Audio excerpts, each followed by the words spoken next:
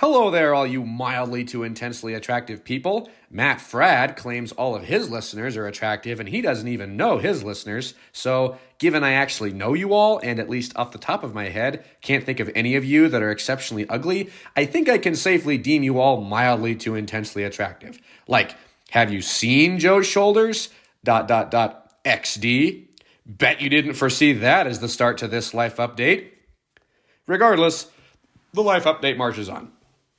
After I finished the last life update email, I responded to emails and then waited ages for Grace to partner stretch with me, because she said she was going to, but kept stalling. And then, when she finally did get around to it, she caved due to the pain, thus it ended up being quite the short stretching routine. The next day was Sunday, and thus church. After the service, we all congregated around a single table olden days squish style, and that was great. Joe and Beth decided a very intense and lengthy staring contest was absolutely necessary, and despite some of our best efforts, they persisted well beyond what I anticipated their resolve would allow. Thus, we attempted social ostracism to minimal avail. But I would like to make it clear they buckled before I, perhaps due to necessity, but no matter, XD. Hence I, and those that rallied around me, were the true victors. Also, on a completely different note, I would just like to say, Beth is great. Marvelous addition to the social dynamic, and I'm sad I didn't get to know her earlier. After all those goings-on petered out, I then went over to Neo and Sydney's for D&D and crafted chainmail as I participated. Then, upon consuming dinner, I wanted to leave so I could go do productive things, but Neo was unusually insistent that I stay. Hence, after protesting that my relevance to the conversation at hand was minimal, he clearly still very much wanted me to stay, so begrudgingly I obliged him.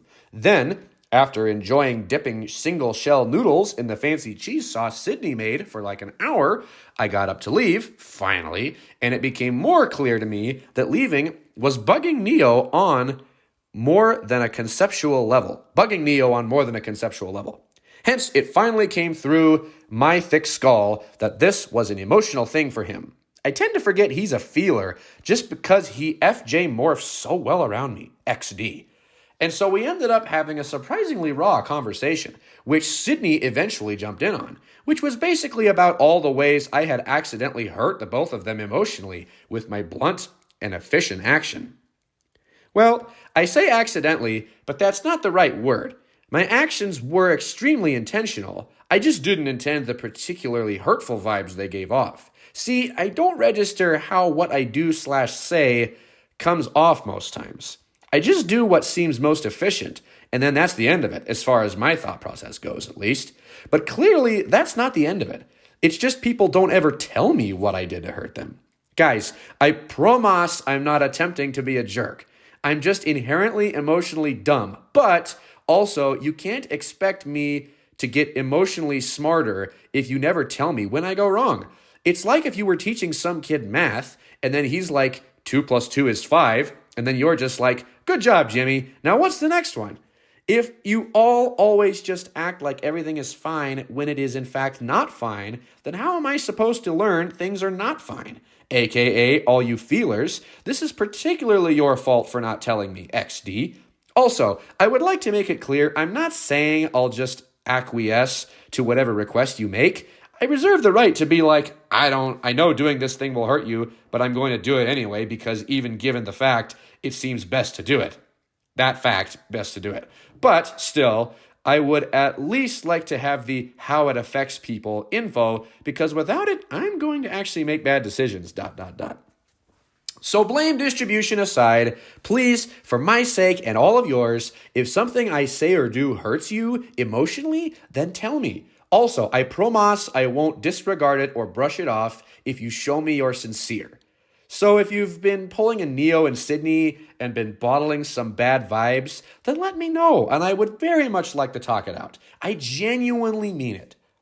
All that aside, hearing the two of them out is how I spent the next approximately 2.5 hours of that night, and it was really good. Very glad I stayed.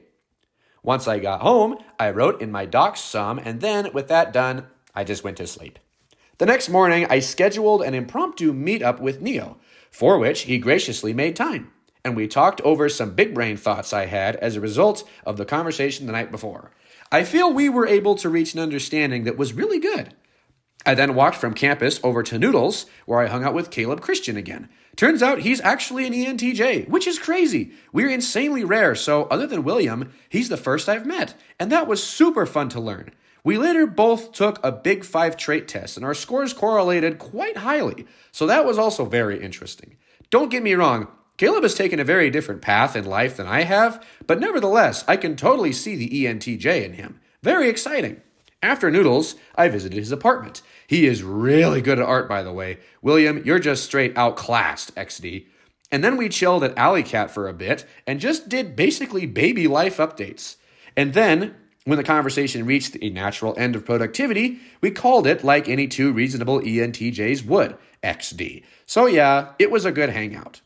From there, I decided I needed a good walk, so I did that. And then when I got home, I listened to a personality hacker while driving the boat the D&D players stole. I don't actually have a picture of that. I should get one. Neo and Sydney came over around then to do a vibe session, but it wasn't really true to vibe session form, but it was good enough. It was at this point in time that I started to feel considerably anxious, or at least what I understood to be anxiety. See, it was Monday, and on Wednesday, I was scheduled to have a PET scan that was supposed to tell me if the chemotherapy I'm on was working or not, and thus, if given a negative result, would greatly decrease my odds of surviving all this. As you might already know, the PET scan didn't end up happening. The machine broke, and so I've been rescheduled to the 3rd of January. But, anticipating I was to gain that news quite soon, I started feeling pretty nervous.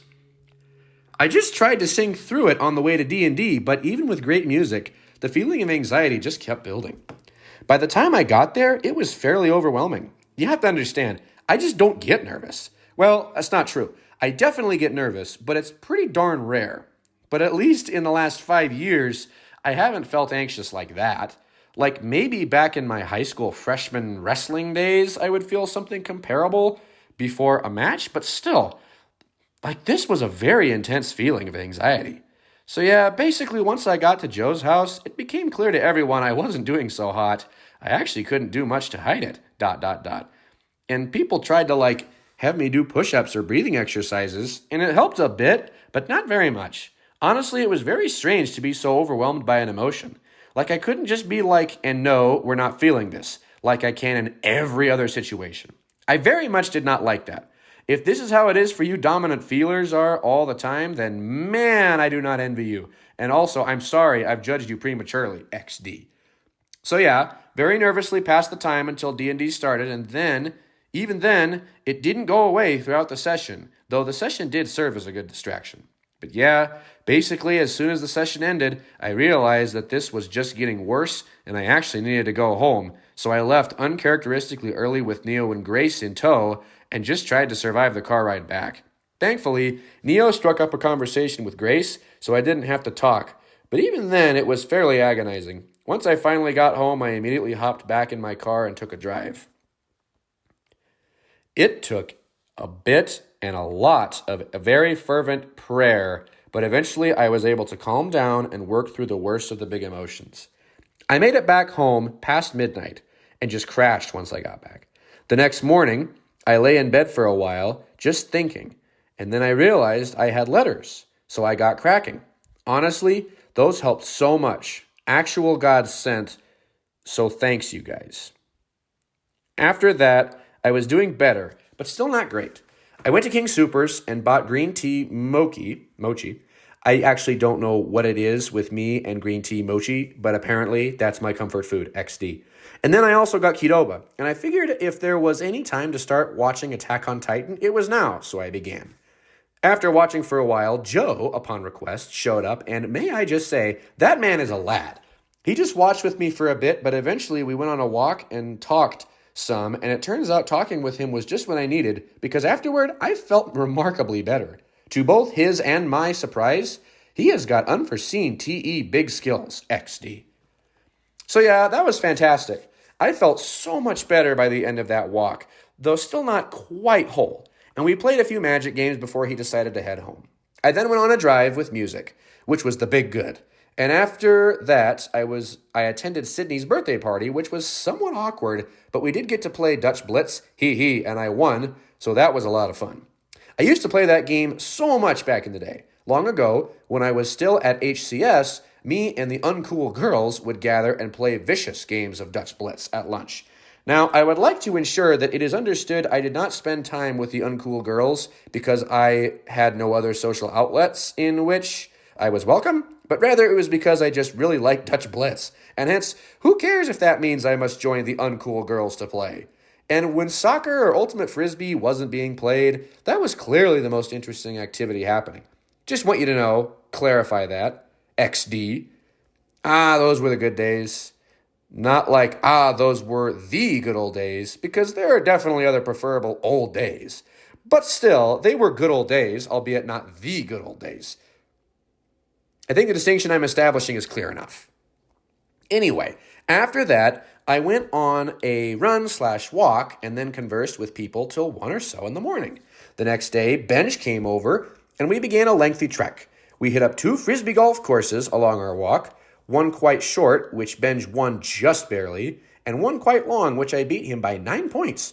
To be fair, though, our actual skill is quite comparable. The difference was, on the long course, I could throw much farther than he could because he had hurt his back, so I ended up needing less throws on average to get it in. But aside from his injury, I bet we would have been neck and neck. Then from there, we walked to this Vietnamese restaurant I found because I was supposed to have my PET scan the next day, and some of the few things you can eat before a PET scan apparently is tofu. So my thought was you always hear of this legendary substance tofu, largely spoken of in generic disrespect, XD. And now I had a trivial reason to eat it. Hence, this was my chance. So, Benj and I walked to the Vietnamese restaurant and ordered tofu. And honestly, it was great. Like a very tasty meal. And man, the serving sizes were huge too. Here's a pic of the man himself chewing away. There's a picture attachment. Up until this point, we had been talking for 6 hours or something insane. And I had been running Benj systematically through all the MBTI stuff. But after tofu, he was kind of like, yeah, my brain needs a break, which is fair, XD. So we switched over to podcasts as we walked to Ben's house to check it out, since I hadn't seen it yet. Once we got there, we finished the anime we had been very slowly watching for the past 6 months, and then we walked home. That last stretch of walk was exceptionally painful, but we pushed through and made it back nonetheless. See, Benj totally thought we walked further than our 16-mile walk, and I was like, no way. But as it turns out, we walked approximately 18 miles, XD. I think Benj is right in that I didn't feel as bad since it wasn't all straight, aka we took breaks. And we took a bit of a slower pace too, so that it felt not as long. That's why it felt not as long. Anyway, here is the route we traversed as best I could recreate it. Once again, there's an attachment. So yeah, once we got back, I was very happy to sit, XD. We started a new anime, Saga of Tana the Evil, and then we did a mini brainstorm on how to spend the rest of the day, because I was fairly tired for obvious reasons, and thus not up for something socially taxing. But I wasn't out of social energy either, which is honestly surprising. As just a meta point, Benj and I are quite well suited to be good friends by MBTI type theory, at least as far as I understand it. Because him being an ISTP has auxiliary SE, which is my fun stat. And I have auxiliary NI, which is his fun stat. So we both just enjoy the sorts of things each other do naturally, and then besides that, we have the TETI buddy thing going on, which is always a win. The comparable equivalent is an FEFI buddy scenario for all you feelers. So if you're a feeler, seek out someone of the opposite feeling style, and you'll likely get along quite well. Hence, Benj and I, well, at least speaking for me, thought, though I assume the same is true for Benj, don't find each other taxing inherently. It's kind of effortless for us to enjoy each other. The only thing that tires us is you can't operate in your tertiary fun stat forever, so eventually I got SE'd out and he gets NI'd out. But that takes a considerably long time for both of us. Anyway, the point of all this is that now that Benj has begun to lean into his TI and NI, it's been super exciting and we've gotten along so much better and I love it. Hence, despite spending 10 hours together, I was still down to hang, as long as it wasn't an SE activity and didn't require much social work. So we decided it would be fun to drive up to the drive up to Estrus? Estrus? Maybe that's Estus? Estrus, and listen to music. Hence, that's what we did. I invited the squad members and the older ones of the Myers clan, but only Johanna ended up taking us up on the offer. Just singing together on a drive is totally an FE activity, so that makes sense why she was down XD. But honestly, I think it was better that way in the end, so it wasn't really sad. We drove up the canyon listening to JAVK, and once we got up there, I navigated us by 2-year-old memory. That's right, my special awareness is actually epic. To this lake that I can't remember the name of, and we put out a tarp and lay on the same bridge I took the squad to way back in the day. Honestly, it was really good. Both good conversation and just a really nice night. As a meta commentary, though, it's strange and different to be there a second time. Like for Benj and Johanna, this is all new. The genuine and deep conversations, the fun spontaneity, pursuing the value in one another for its own sake, etc. And don't get me wrong, like there's a reason I've pushed for these things and why the squad was what it was. Clearly, these are goods that I've seen actualized to perhaps the furthest extent they can realistically be actualized. Like, who else do you know organizes a 2.5-month virtue retreat? XD. But the squad season has changed, and with all the members but yours truly being in a romantic relationship, that's just not the place they are all at anymore. And I suppose that makes sense. And it's not as if I fault them for it, but nevertheless, it leaves me in an awkward position because I'm not exactly in the same season of life that Benj, Johanna, and Grace are in. I don't see everything with the sense of wonder and freshness they do, but nevertheless, I am in the same season of life in a very real sense as well. So on the one hand, I'm excited to share these experiences with them and get to know them both as friends, and that's something I super value. But on the other hand, I feel as if I lack the perspective to be in that place. How do I explain this? It's like watching a movie with a group of friends in the theater for the second time.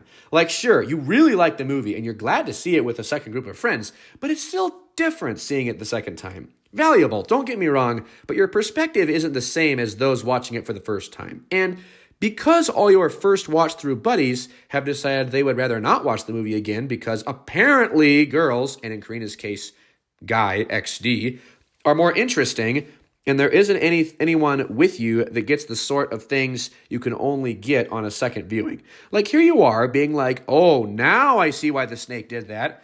But everyone else in the theater with you is just like, holy cow, there's a snake. Because if this is their first time seeing said snake and they don't see how it all ties in with the bigger context because, well, this is their first time seeing the movie, I think that fairly accurately describes the feeling I'm trying to portray. But to meta comment on that meta comment, that's kind of how I feel about all of life now that I think about it. Like the feeling was acute at that particular moment because the location and activity was strongly reminiscent of a particular squad activity back in the day. But just in general, I think I just see more than you all do. Like, you all are just caught up in these little games, running around, trying to play well, but unless I call your attention to it, and even then, sometimes you all do get it, if you don't see the meta game we're all playing, like you don't see how it all connects, how it ties in, how there are strategies for the games themselves, and how you can choose to play the way you want to play, and don't even get me started on how no one even thinks about creating a new and better game, or intentionally changes the rules. In general, I feel like you all are so reactionary, and even if not that, you certainly aren't inquisitive into the meta of it all. But there's so much you all just can't see. There's an entire world beyond the games we play, the world of meta games, ... Of course, most of you will probably think I'm just spouting arrogant nonsense, but whatever. Worth at least trying to describe what it's like to see things from my vantage. XD. And to be fair, if any of you actually understand it like I do, then I may be more threatened than excited to have a buddy, XD. I would be like, hold up, how did you get up here? I'm supposed to be the only one able to see all this. Though still, I do dream that I'll perhaps find someone that can co-occupy this meta space with me. It can get kind of lonely being the only one that really gets what's going on. Or at least thinks he really gets it. But IDK, if you can choose to believe me or not as to if I actually have this meta perspective, maybe I'm just delusional and I don't see anything more than everyone else. You know what? Let's go with that. Just Control Z that whole bit about meta stuff. Clearly that's all nonsense. I just really like sounding profound. That's all. Wink. All right. With all that described, I feel moderately accomplished and sufficiently tangented. Let's press on, shall we? Anyway, meta commentary aside, it was a great time, and I'm really glad we did it. And then we just spent the rest of the drive back talking about how Benj and Johanna can prepare for and optimize their social gameplay. Yeah, that's right. They know the meta now. Wink. And then also I ranted about why I absolutely hate social media and why no one should use it because it's evil. And it sounds like they both took my very good reasons to heart. So that was nice. Once we got back to the Myers, we dropped Johanna off, and then Benj drove me back to my place, and then from there I just slept because it was like midnight or so. The next day, I was hungry because even though my PET scan wasn't on, my chemo still was, so it was no food time. The most wonderful time of the year, they say, XD. Johanna decided to come over that day, which was a wonderful distraction. We laid in the sun on the grass and chatted, and it was nice. I then read some more of my flow book. Mrs. Myers responded to my life update email in real time, which was fun and different. Then Aunt Amber and Uncle Doug showed up, and we talked for a bit. That was fun. I went all Myers-Briggs on them, and they seemed to enjoy it. But nevertheless, I got quite tired, and I even started slurring my speech and being unable to properly control my mouth, which was a real weird feeling. So at that point, I was like, clearly I need sleep. So I got some of that. The next day, I woke up for chemo already feeling kind of nauseous, which was just a bad start. Noah was my chemo buddy this time around, and so he came by and picked me up, and we got underway. For the first time, I started having a gag reaction to the chemo smell. I'm developing a very strong aversion to that smell. So that was unenjoyable, but what can you do? Noah sat with me through chemo, but this round I felt considerably worse, so we didn't talk all that much. To his credit, he was a great chemo buddy, but I mostly just remember feeling horrible, thus his successes may go underappreciated. Wink. I gave him the complimentary spoons meal I couldn't eat, because apparently I can just do that. Hear that all you future chemo buddies. Free spoons if you accompany me, XD. And yeah, I basically just felt bad for mucho hours. Once Noah got me home, I felt even worse. I tried to distract myself with an Attack on Titan, but it was pretty ineffective. I felt pretty much constantly like I was about to throw up. I did, however, manage to take a nap, so that was good. Though upon waking, I didn't feel any better. The rest of the day was spent just watching anime and other shows. Ben showed us Shutter Island, which actually made me forget how horrible I felt for a bit, a very gripping show. But then, of course, once that ended, I was right back to feeling blah. So, yeah, that was basically the day. I woke up at 4 a.m. in a cold sweat, and then after an hour or so, I was able to sleep till 8. The next morning, I felt considerably better, but still pretty bad, because Friday was death. I was still quite hungry because fasting, but I managed to be productive despite that state, and I finished the rest of my flow book. At like 1 or so, I broke my fast with some cheese and chicken broth, and then I got to eat Qdoba and a cinnamon roll, and boy, were those good. While I ate those, I watched Attack on Titan. I then got to work on summarizing the flow book in an easy paper on how to optimize your life for happiness according to science. Oh, and then Alan gave me $250 out of the blue, so that was a huge gift. I think I'm going to use it to do something exciting and different with him, like a sensory deprivation tank or some other more radical experience. After that, I went on a walk, called with Liam, and did anime guessing, went on another walk, called with Joe. My NI was just going for it, and I greatly overestimated Joe's scheming capacity, XD. Of course, Joe only really gets what I mean by that, but regardless, I'm very glad we talked it over, as my concerns were quite unfounded, XD. And with that, I went to sleep at like 2. I got about 6 hours of sleep that night, did quiet time upon waking up, finished writing the aforementioned flow paper, and if you care about being happy, which I assume all of you do, XD, then you should read it. It's only 7 pages, and it's concise. So if that's not enough for you, then you know what? Maybe you don't deserve to be happy. There's a Google Doc attached. I then slogged through more of my metaphysics anthology with some breaks for like 3 hours, after which I went to the special Christmas Eve service at church, which was good. Apparently Lily dances. Found that out, XD. Then I went over to the Myers house, where great quantities of cheese were consumed. They do this thing usually just by themselves, but hey, my family and I got invited to join this time, so that was nice, where they eat a bunch of fancy cheeses with potato soup, and it's very tasty. Might I just say cheese is good? Okay, I'm glad I got to say that.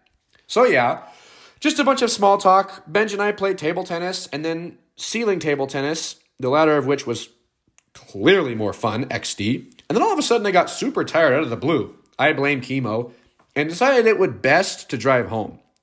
Definitely had a few sketchy moments on that drive back. I was quite out of it. And then from there I slept. I woke up in a cold sweat in the middle of the night again that night. Honestly, not a super pleasant experience, but I was able to get back to sleep eventually. The next morning, seeing as it was Christmas, I had the big brain game to utilize some FE and wish everyone a Merry Christmas first, and I almost succeeded until stinking Sam Myers beat me to the punch. Like I was just about to message him, and then he said it first. How dare the real FJ beat me at my FE game? Very vexing. But I did beat Sydney, writing friend Sydney, to a Merry Christmas. Thus, there was still a deep sense of satisfaction in my heart. ... After waking up and having a crepey breakfast, my family headed over to Muggs and Drew. I worked on the etheric engine for my campaign. Then, once we got back, we opened all the presents, and while a number of fun things were obtained, my favorite by far was a custom wax seal made for me by Ben with my insignia on it. It's actually so cool. So I've got to find a good use for that sometime soon. After that, I chatted with people on Discord for a bit. Grace gave me a message with the Christmas massage gun, a massage with the Christmas massage gun, and then Uncle Dusty and Grandpa came over. At first, we had some good conversations, but as the night wore on, the small talk became painfully dry, and it was clear that Grandpa and Uncle Dusty were just starved for social interaction. I, however, having done my fair share of social entertaining, took a nap and left Mom and Dad to fend for themselves, because I was tired. Then later, Grace, Mom, Dad, and I all drove around Fort Collins looking at the pretty Christmas lights. Grace and I got to ride in the back of her car bed the whole trip and listen to music. So that made it all actually quite enjoyable. Here's a picture. There's a picture attached. Ah, yes. Now see how this masterpiece highlights the blur of the distant red lights? It reflects the experience of motion and dysthemia of those within, not only themselves, but also the universe and all its absurdity. AKA, this picture is garbage and objectively not worth looking at. But like any art, we can pretend it's a masterpiece if we try hard enough, XD. So yeah, that was a big good time. Once we got back, I stayed up till 1, discussing all the things, and then I slept. The next day began what I shall deem the social doldrums. See, prior to Christmas, there is the anticipation of Christmas. But after Christmas, there is only the anticipation of the return to everyday life. Well, I guess there's New Year's if you're into that kind of thing, XD. Hence, there is no hope and joy to sustain you. It's all run out. Actually, what I have to say has basically nothing to do with what I just said. ... I don't know why I said that. The real reason for the social doldrums is that everyone is gone or busy. Everyone is doing the Christmas things with their family, and since the typical social events are canceled for the holidays, it just leaves you without things to do. And while some families, Myers, have a robust set of traditions and holiday goings-ons, mine does not, because that's just not how we work, XD. Hence, no one was available, and there was nothing to be done, hence the existence of what I deem the social doldrums. And of course, at first, I was cool with that, because lol, more time to do philosophy. Hence, what I did that first morning was read my philosophy anthology intermittently for like 6 hours or so. Then I called Jordan, did some introspective Google Doc writing, and then, lo and behold, did more philosophy reading till I went to bed. But, as those two sentences should hopefully portray, that's not a lot to do in a day. Like, don't get me wrong, I made progress through my anthology, but that was basically it.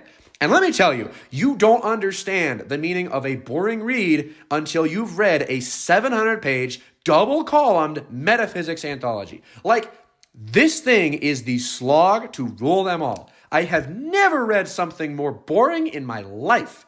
Museum plaques are more interesting than most of these articles. And yet, I press on because for all their boring death, there is wisdom tucked within those pages that I just can't get any other way. But still, you have to understand, this isn't in any sense fun for me. It's not like my heart does a little Bambi leap whenever I think about reading my anthology. It's pure death. But like with any discipline, it takes hard work to become excellent. And so, lol, I put in the work, XD. All that to say, though you can only slog through anthologies for so long before your stamina wears out.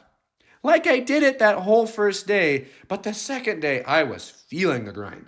I started off the day with quiet time and did manage to grind through some more of my anthology with sheer willpower. But at that point, I could just feel the tedium seeping into my soul. Apparently, social interaction provides some essential soul nutrient because not having anyone to do anything with gave me soul scurvy. Hence, I did Fanime and then proceeded to go on a lengthy walk to King Soopers to not only get some exercise in, but also try and snap me out of this weird mood. But that didn't work. Hence, with my motivation to read my anthology depleted, I decided I would start reading that book Cheyenne gave me, so I did that till I went to bed. The next day, I was determined to re-perspectivize, this time alone and to enjoy it. And honestly, that totally worked. I did quiet time and then just found peace in the social scurvy and came to really enjoy just being by myself. All my family was gone during these days as well, might I mention. Well, at least most of the time. I then proceeded to finish the 400-page book that I started the day before, because all fiction is so easy to read by comparison. And then I had a lot of meta thoughts as I once again went on a walk to King Soopers. It's honestly kind of hard to believe everything that happened to that guy is actually true. Like, man, he had a horrific experience. Makes you take a new perspective on your own suffering, that's for sure. I bet you that's why Cheyenne sent it, XD. She was like, once Alex reads Unbroken, he'll realize his life is pretty great, XD. Not like I didn't already think that, but yeah, Cheyenne, if that was your goal, you get an A+. On the way back, I grabbed a bit of Wendy's, because they have all the deals. Then, with my acceptance of social scurvy established and my book read, I got back to working through my anthology and all was right with the world. I've introduced the family to an anime they really like. So we did Fanime, as to be distinguished from Fanime, which is food and anime. Oh, that's what that means. Okay, narrator note. Since it seems most of you missed the memo when I initiated that abbreviation. Hence, I would like to make it clear that Fanime should stand for Family and Anime. Perhaps one day more blank nimes will be added to their number, but at least for today, that's where we're at, XD. After that, I was summoned by my family to aid Ben in a relational squabble, and shall henceforth be educating him on all the big smart things come a week or so. And then after that, I talked with Johanna about the ethics of listening to Hunger Games. Well, kinda. We made progress in that direction.